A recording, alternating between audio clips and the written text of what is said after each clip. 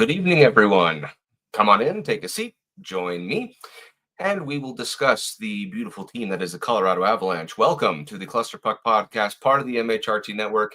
Here at Center Ice, I am Nick, and unfortunately, my co-host Brit, I think as far as hockey terms are concerned, she is out week to week with an upper body injury, so to speak. Unfortunately, still hasn't recovered fully. It looks like some things with her jaw did take a turn for the worst. And so she's currently in the process of recovery. She did say that hopefully next week she'll be able to join us, though don't put any promises to it. So we'll just keep tabs on her. So you'll still have to settle with me for the next little bit.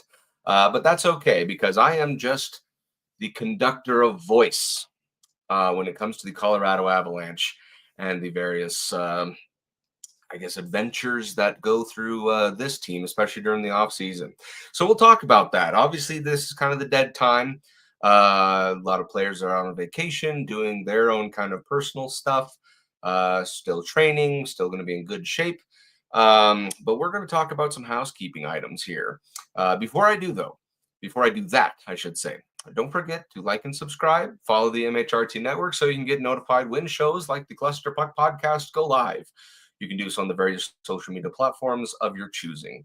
And if you want to follow us, we ask that you do so at the Cluster Puck Podcast on Facebook and at Cluster Puck Avs on Twitter, Instagram, and Threads. All right. So the title of today's episode, or this week's episode, is the Home Improvement List. I was just kind of looking through highlights, going through statistics just all last week and the week before. And I was kind of noticing some trends, I guess I could say. So I thought, you know what, for this week, I kind of want to just take a little bit of time. We might do a shorter episode. It might be pretty quick. But I wanted to just take the time to kind of go through a little home improvement, as the home being the Colorado Avalanche, and kind of go through the team as a whole, what we can fix up. Basically anything from a quick polish to make it look new again, to a complete DIY, redo, renovation, whatever you want to call it. So this little home improvement is going to be good for you guys to also give me your thoughts, DM us, message this, comment down below during the video as far as things you would like to see that could have some, could use some fixing, I guess is the way I want to put it. So let's kind of dive right into it. So the first thing that I want to just say, I'm going to put this in the polish category. I'm going to put all these things that I'm going to say in the polish category. So here's one thing that I was rather surprised with. And I know that throughout all of last season, I was really getting on the Avalanche as far as their power play production. And I consistently said, I was like, listen, there is no way that what you're doing is sustainable. And I said, like, their power play, the production was really lackluster. Oftentimes I said, you don't need to find the perfect lane. You don't need to find the perfect opportunity. You just need to find an opportunity, any opportunity, and shoot the puck, because from that point on, who knows what could happen? Could a ricochet off a couple bodies, could get deflected in. It could be that the goaltender simply doesn't see it. You don't know unless you take the shot. And I was going through the statistics and I said, well, surely the power play percentage for the Avalanche has got to be bottom half of the league. Well, turns out I was wrong about that. The Avalanche, at a 24.8% efficiency rate of converting power plays into goals, sat 8th overall in the league. Top 10. I found that to be rather surprising because of how harsh I was, and because it just felt like every single time they would squander these opportunities. Now, keep in mind, that's a quarter of your power plays, right? Winnipeg at number 1 was at nearly 29%. So it's not like a massive difference as far as the percentage is concerned. It's just really a solid handful, maybe a dozen or so extra goals away from being near that Winnipeg range. But it just, despite it being the top 10, and the numbers don't lie, and so I will admit that I was I guess, mathematically incorrect with my feelings, is still something I want to see polished, right? I think if the Avalanche can still settle in the top 5 for power play percentage, then I feel much happier, right? If they're hovering above 25%, I think that's going to be the mark that I'm going to set. If you're above 25% on your power play conversions, then I'm going to be happy with it. I'll stop complaining at that point. However, I still feel that the my feeling of shoot at any opportunity is still very much in play because I've said it 1,000 times during the season, and I'm probably going to say it 1,000 times more in this upcoming season. You need to find any opportunity you can to shoot the puck. That is one reason, kind of jumping off into a little tangent here. That's one reason I really enjoy Marty Necas on the power play, on that first power play unit, is because anytime he gets the puck, he turns not only to look for the opportunity that is immediately in front to shoot, but also to pass to the one timer. That's one thing that was lacking a lot during the time we had Miko. Not to say that it was all Miko's fault, but just during his time or when he was with the first power play unit, is that the play would just kind of meander into the zone, and then they would take their time to set up, and it's like by then you burned 45 seconds without even taking a single shot. That to me is where it's like you only have 2 minutes and almost half is going to be spent setting up shop. No, with Marty Necas, he was able to get into the zone immediately, and if he had the chance, he'd take the shot, and you could begin to see the wheels begin to turn a little bit more on the power play production. Still pretty lackluster as far as actually getting into the rhythm of shoot, rebound, do whatever you can to get the puck back, forechecks, whatever. Still lackluster on that, but they did get better, right? However, the sentiment still remains you need to shoot at any opportunity you can, not just the golden opportunity. So I'm going to put that in my polish category. Another thing that I'm going to put in my polish category, which again, looking at the team statistics, they were not bad, and that's going to be your goaltending. If I go down to the team statistics of, let's see, not penalty minutes, where was it? There we go. Save percentage, where are we? Goals against. I think it was goals against. No. Maybe it was save percentage. Bear with me. I apologize. I had everything ready to go, and then my app just closed. So we're going to try this again. In the team category, and save percentage. There we go. Okay, so in the team category, save percentage, excuse me, Winnipeg once again comes in at number 1 with a .922 save percentage, which is pretty outstanding. Naturally, Connor Hellebuck, the Vezina and Hart Trophy winner,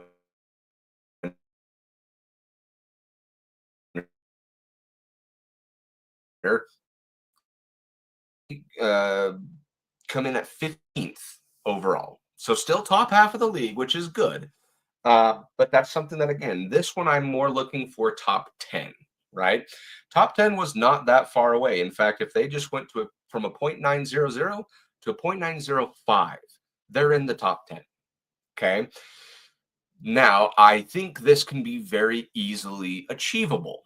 The reason being is because last season we had 1.5 million goaltenders, right? Particularly the 4 of 2 duos, right? We had Alexander Georgiev and Justus Andernen for the first couple of months, 2.5 months or so. And then in the span of 2 weeks, we get 2 brand new goaltenders in Scott Wedgwood and then Mackenzie Blackwood. The goaltending then kind of shot up from there because obviously, if you guys remember, really rough start to the season last season. Goaltending just kept people in a rut, and it was not a very fun time.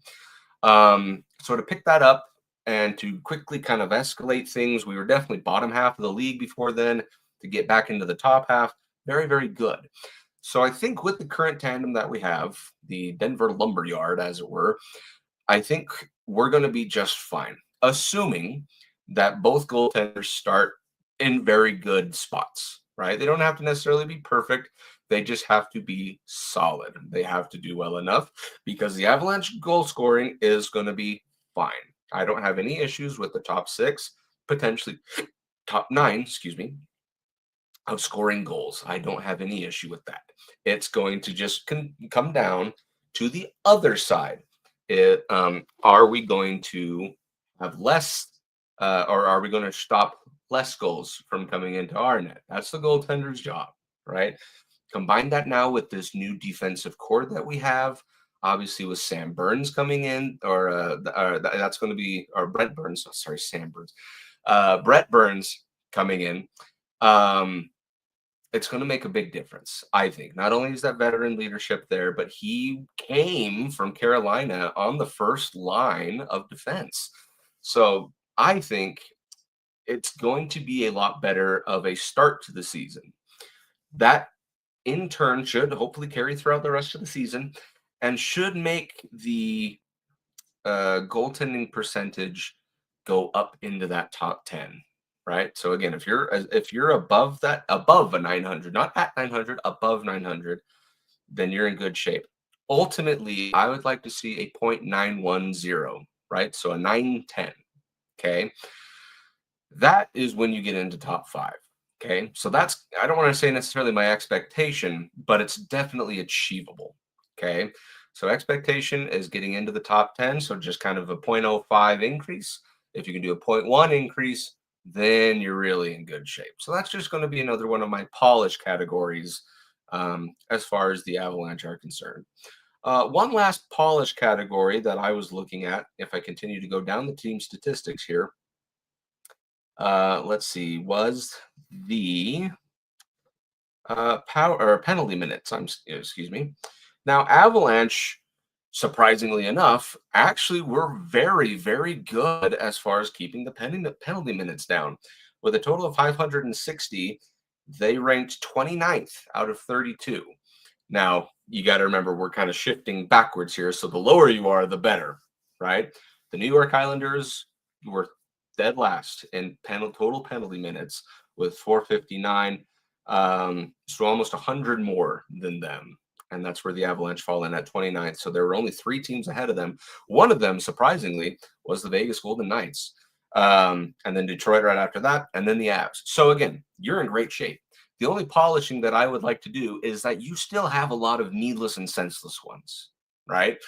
You're just careless with your stick. You're careless with your body positioning. You're careless with your checking. You're not controlling yourselves. Things like that. Now, obviously, I know that in the sport of hockey, accidents happen and you are going to get called on things. I'm not going to say that every accidental needs to be cleaned up. I know it's not going to be, right? But the ones you can control, those ones are the ones that I think if you are just able to still be aggressive, but keep yourself in check so you're not just needlessly getting these cross-checking penalties, high sticking penalties, whatever it is, interference penalties, things to that nature where it puts you in a bind, right? Obviously having to go on the penalty kill and things like that. Clean that up just a little bit. That's all you need to do. Like I said, you're in great shape. And the statistic honestly surprised me. It was something that I was like, I didn't realize that the Avalanche were in the bottom 4 as far as total penalty minutes. So do what you've been doing just a little bit better. So just polish that up. Okay, now that being said, I'm going to now switch gears into the how do we want to call this in a home improvement term? A remodel, I guess you could say. And that's going to be every player's personal statistics. Now, again, every person is going to say, well, so and so, such a player needs to score more consistently. That's going to be a thing. Players are going to be inconsistent, some less than others, but there will still be inconsistencies. Okay. What I want to see is consistency from the forwards, certain forwards. There are those, for example, your Nathan McKinnons, hopefully your Gabe Landeskog's, your Lekkonen's, your Natchis's, all those players you can kind of rely on to score pretty much every other game, if not every game, and then have points nearly every game, right? However, there are some, especially toward the depth, where this is really where I want the improvement, the home improvement, to really come to fruition. Particularly, there are two players that I wanted to mention for the offense, or excuse me, one for the offense, one for the defense. The one for the offense I want to talk about is Ross Colton. Now, again, I know he only played in 61, 62 games, something like that this season. He only missed the month of November. Keep in mind, that's all he missed. I think it was just November. Yeah, because his statistics come back right at the beginning of December. Okay. But let me go through his October numbers first, just to get you excited. And then I'm going to let you down right after that. He played 10 games. The Avalanche played 10 games, himself included, in the month of November. In those 10 games, he had 8 goals. That's almost a goal per game, not just a point per game, but a goal per game. That was really impressive. Okay. His driest streak was 1 game, peppered 4 times throughout the month. Okay. So we'd have no goals, then a goal, then no goals, then a goal, then 2 goals, no goals, 1 goal, 0 goals. So that to me is a more consistent basis. Now, granted, that's not necessarily something a depth player can do sustainably throughout 6 months, because if you did, you'd have 64 goals. And wouldn't we love that? However, I think, again, in the 6-month span, for Ross Colton particularly, I think 5 goals a month.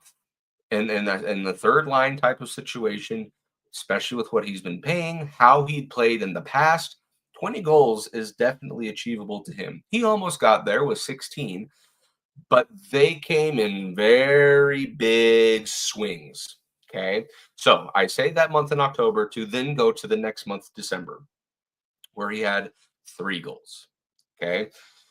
A large dry streak of 1, 2, 3, 4, 5, 6 games. Okay. Before he actually got to another goal, or let alone point in any capacity.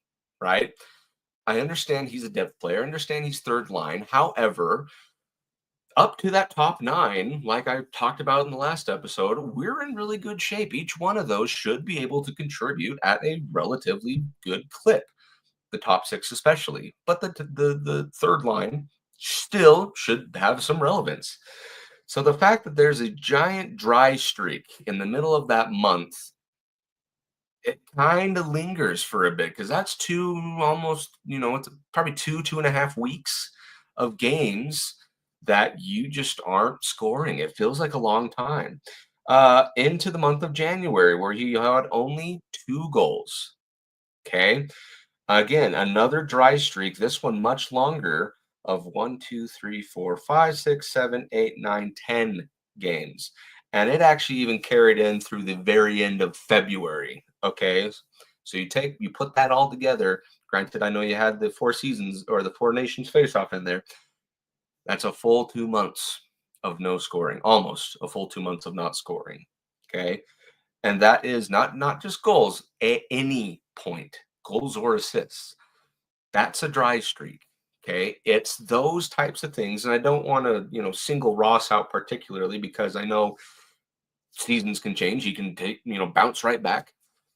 But that's what I see, right? That's the type of thing where, especially in these depth players, that you can't have. You need to have, at least in this third line, somewhere with 5, around the 5 goal range, right, per month. I'm not expecting you to have anything, a goal every single game, though Ross was getting pretty close in that first month. But some type of a consistency where you don't fall into these outrageously long dry spells, because it doesn't help the team. And I understand that, again, some lingering effects, injuries, he's not going to be the prime example of, dry streak. There were some off ice things going on. But the fact still remains is that there are still streaky players, right? Sometime, some seasons ago, if you all remember Andre Burakovsky, he was that type of player where for 4 or 5 games in a row, he would have points, he would have goals, just amazing. And then he'd be silent the rest of the month. And then the beginning of the next month, he'd go right back in, do the same thing, and then he'd be quiet the rest of the month.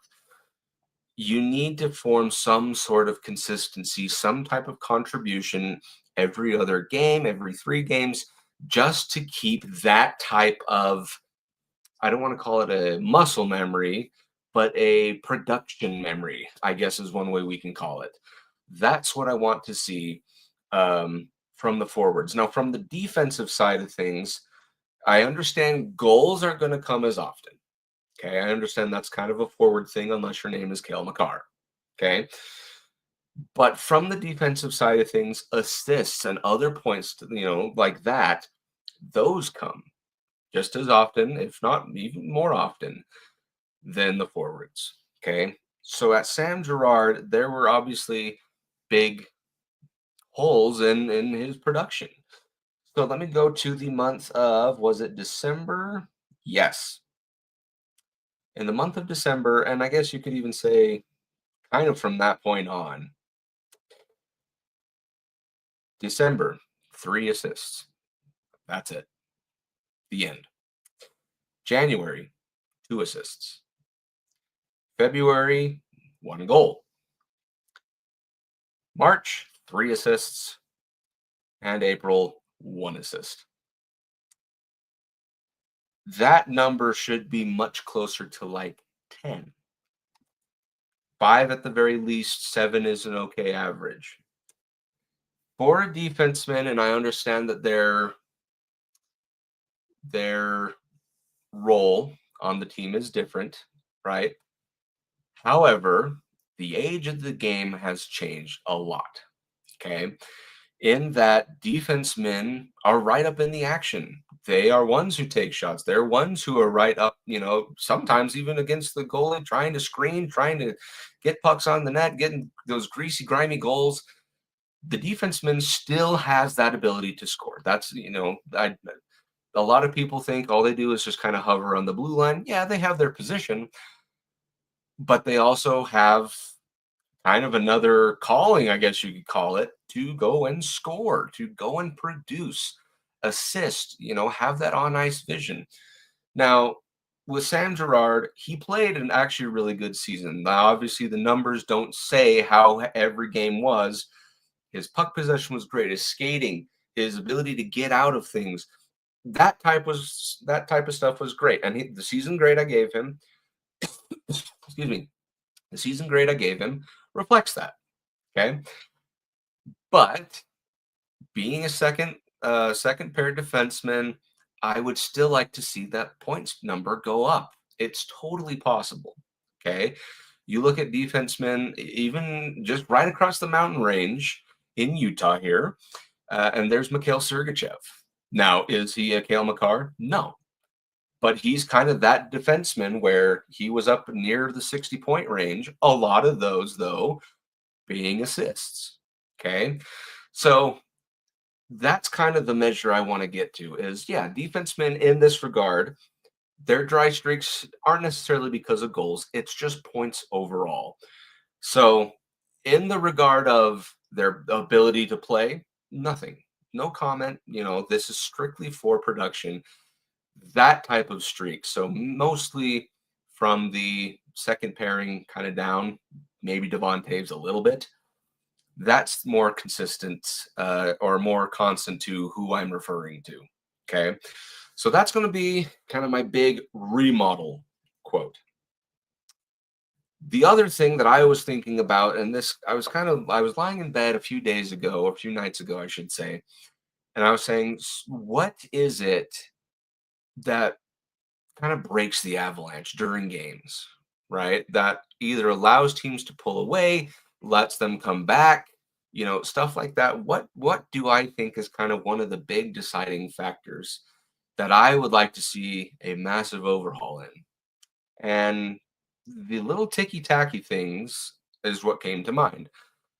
Particularly, there's two: the face-off dot and the scrums against the boards. Okay, that's where puck possession comes from a lot of the time. Well, obviously in a face-off, all the time.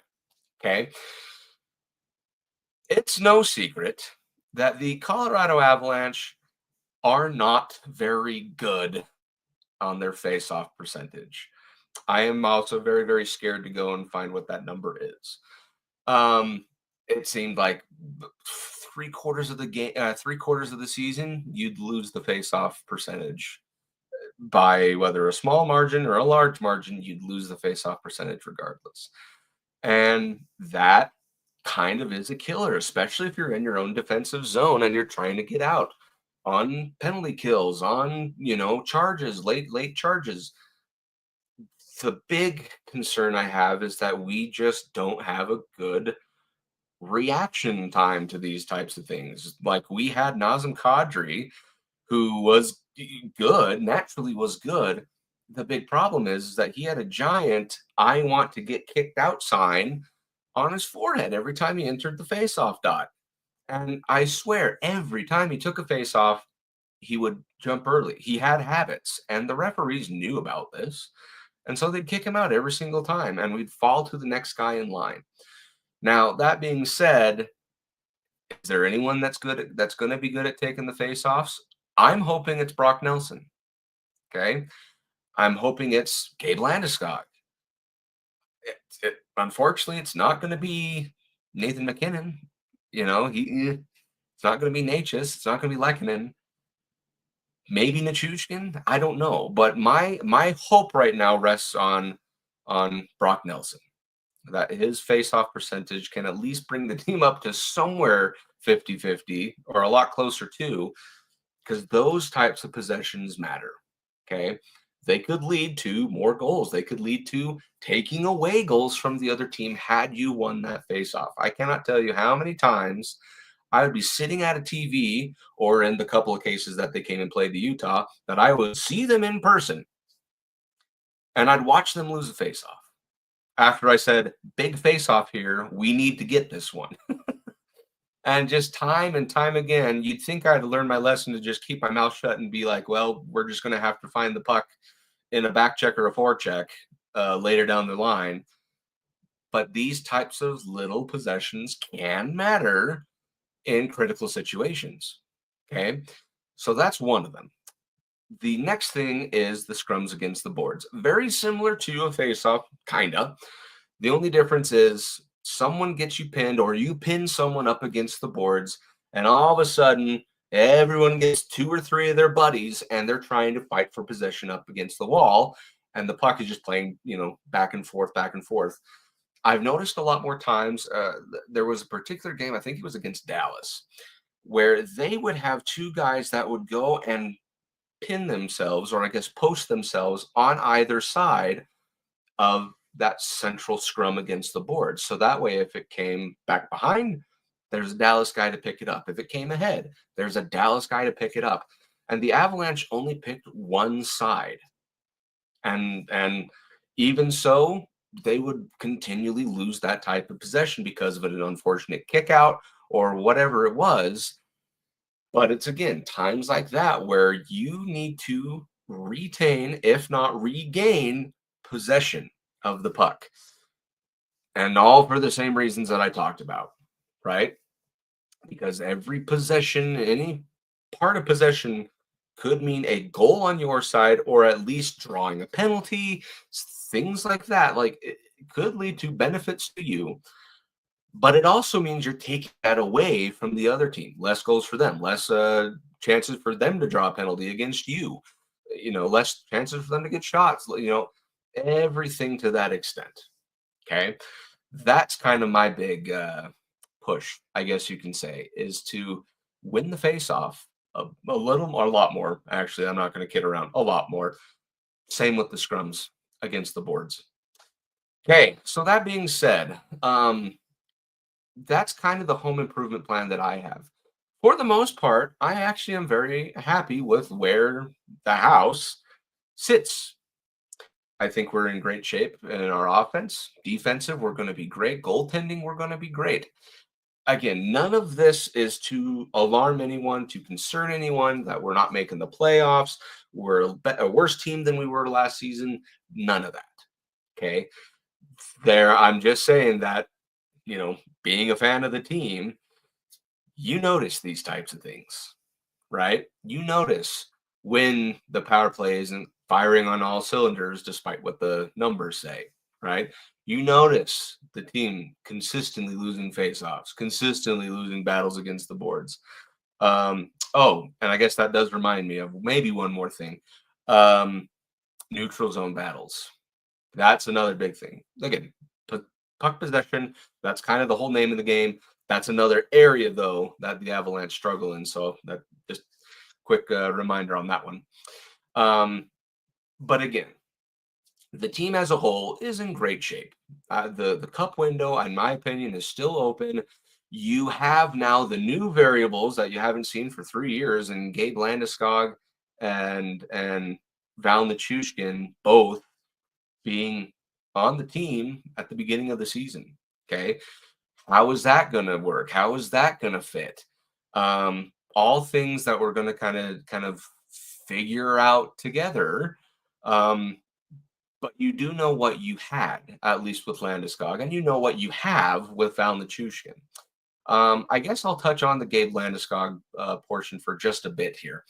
The big looming question, and this is going to be in I guess I don't know how to categorize this in the home improvement plan, is going to be the how is this currently holding up? We haven't been to this section of the house for a little bit.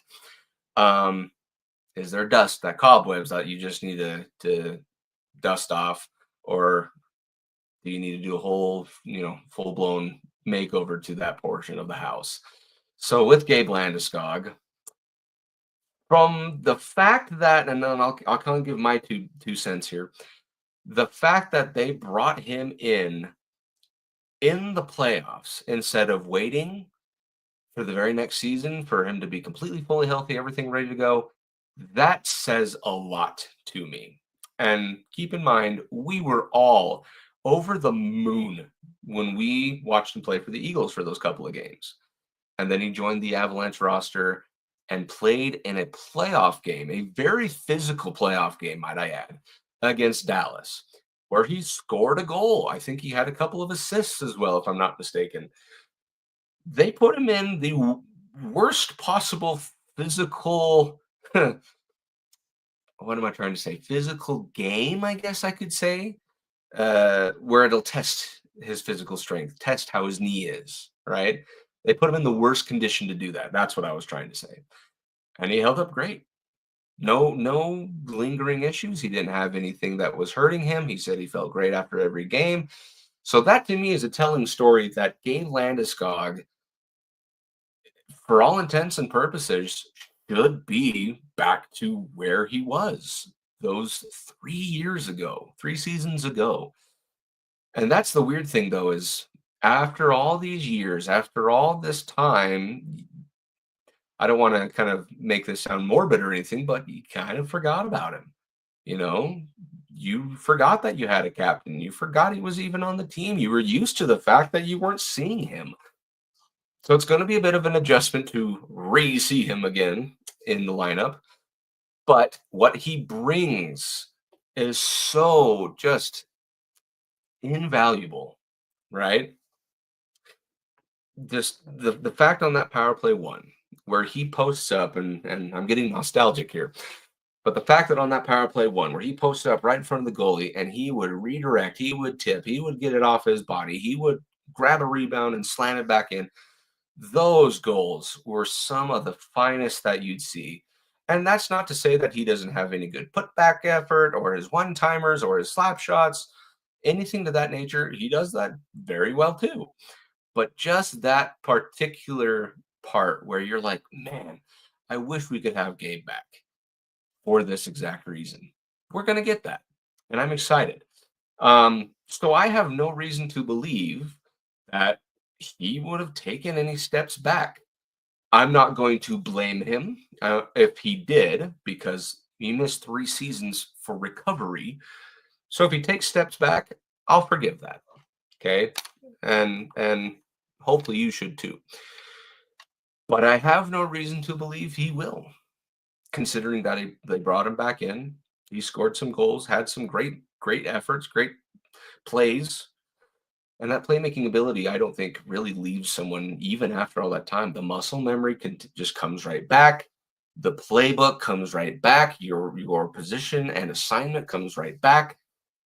So, in my opinion, yeah, slotting in Gabe Landeskog, first line, second line, he'll just slot right in as if he never left. In my opinion, I think that's what's going to happen. But if he doesn't, I will forgive it because he wasn't there. So that's going to be kind of my last bit, I think I'm going to say. So in summary, there are some things to just polish. You're doing good as far as the statistics go, much to my surprise, but there's definitely things that need to be improved upon. And I know we're dead in the middle of the dead season. Nothing going on, maybe a signing here and there, maybe even a trade here and there. We're almost to training camp, though. I say almost. I think we're 5 weeks, I think is kind of the time frame. So you just got to keep going. We only need just think 5 more of these episodes. Right? That's all we got to do. We're almost there. But it'll be here before you know it, and then the season will be there before you know it. So as a refresher, though, for the Avalanche, as far as the schedule is concerned, they are part of that triple header on October, was it 7th? Against the LA Kings. And October, where are we? Yeah, October 7th against the LA Kings, 8:30 p.m. Mountain Time puck drop on ESPN. But then their first home opener is going to be right against the Mammoth. And I'm hoping it becomes kind of this really classic rivalry of they got to come up with a good name, Rocky Mountain Rumble, I don't know, Anger at Elevation, something like that. But that's going to be the home opener. So just so you guys are remember of those 2 dates, I'll reiterate: Tuesday, October 7th, 8:30 p.m. Mountain Time against the Kings for the season opener. And then for the home opener is Thursday, October 9th, 7 p.m. Mountain Time puck drop against the Utah Mammoth. Okay. So that being said, that's going to probably run us all the way to the ground for this episode. Again, if you want to send Brit your well wishes for her to get better and for her to come back so the life of the show can actually be here instead of you having to listen to me rumble and see my ugly mug, go ahead and send them her way. You can DM the podcast and we'll make sure it gets to her. You can find her on her socials specifically. Send her some love, send her some well wishes so she can get right back on her feet and she's no longer week to week with an upper body injury. So yeah, let's go ahead and wrap it up there. Thank you, everyone, for joining me on this episode of the Cluster Puck Podcast. Again, if you like what you saw, don't forget to like and subscribe. Follow the MHRT network so you can get notified when shows like the Cluster Puck Podcast go live. You can do so on the various social media platforms of your choosing. And if you want to follow us, we ask that you do so at the Cluster Puck Podcast on Facebook and at Cluster Puck Avs on Twitter, Instagram, and Threads. With that being said, the off-season train keeps plugging along. I think I said in the little description that we're kicking the off-season rock down the road. And we're just going to keep doing that a week at a time. Okay? Just a week at a time. So for next time, we'll probably go over some personal questions that have been asked to the podcast. We'll maybe go over some of those. My little mailbox edition, I think, is what we're probably going to do. And then we have a couple of other topics that we should go over for next week. So I'll keep it a surprise so you guys are animated in suspense. I think that's what I'll do. Okay, so that being said, have a great weekend, everyone. Enjoy yourselves. Be safe out there. And as always, go Avs, go. Fast lane when I pass in the street, bag of money in the passenger seat. Tempo's been asking for me on the road from the west to the east. Way up, I might never come down, cause the coast's racking up the flight miles. So high, I might never come down, so what, this is my lifestyle.